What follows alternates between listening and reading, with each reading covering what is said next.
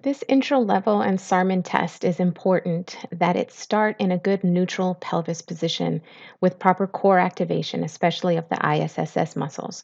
But because you're assessing them, you're not going to teach them this prior to the test. You just want them to be in the best position as possible. So intro level A is from a hook lying position. It involves marching one leg at a time without losing that proper neutral position in the rest of the body. You alternate marching lower extremities, attempting to reach 10 repetitions.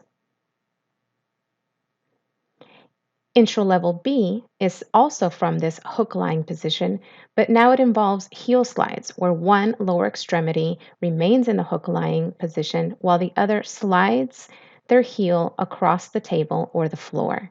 You would like them to exhale as they return that lower extremity back to the starting position.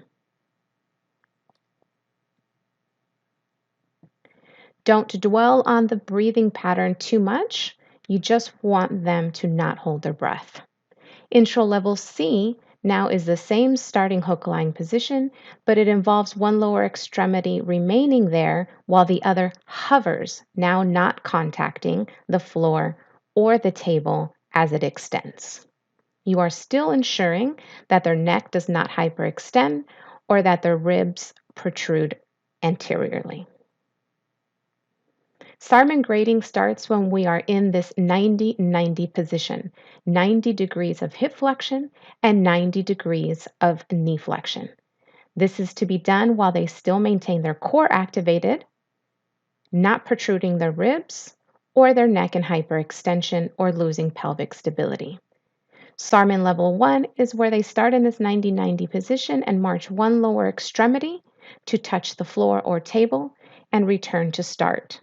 Again, alternating lower extremities, breathing properly, and attempting to reach 10 repetitions.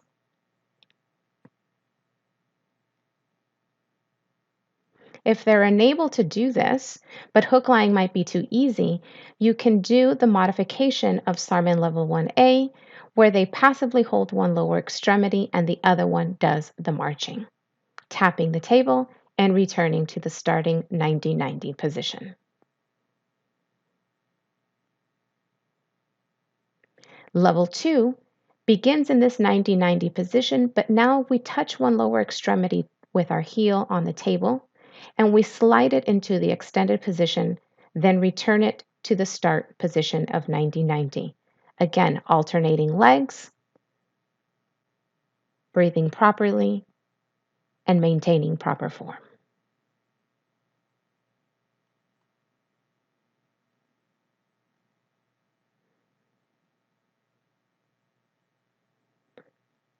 The modification for this position would be the same of holding that lower extremity passively in the 90-90 position while the other performs the heel slide into extension and returns to the starting position.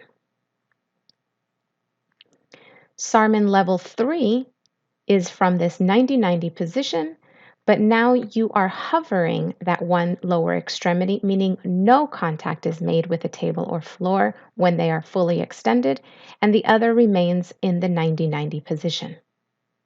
You want them to return to the start and alternate lower extremities, attempting again to reach 10 repetitions.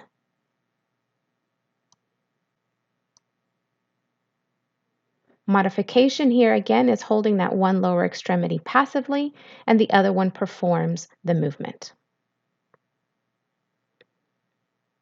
Now note, even if they are applying the modification, they still must maintain proper position from the trunk, the thorax, the cervical spine, all the way down to the lumbopelvis.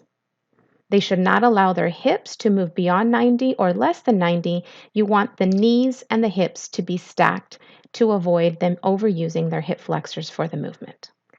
Level 4 starts from 90-90 and does a double leg marching and returns to the starting position. Level 4B, not shown here, has them heel sliding both lower extremities. And level 4C would then have them hovering as shown here. As you'll note, each level of this assessment can also be used for corrective exercises, and it's meant to gradually decrease base of support and increase the demand for pillar stability. It's to increase this core stability while adding limb movements and still breathing properly.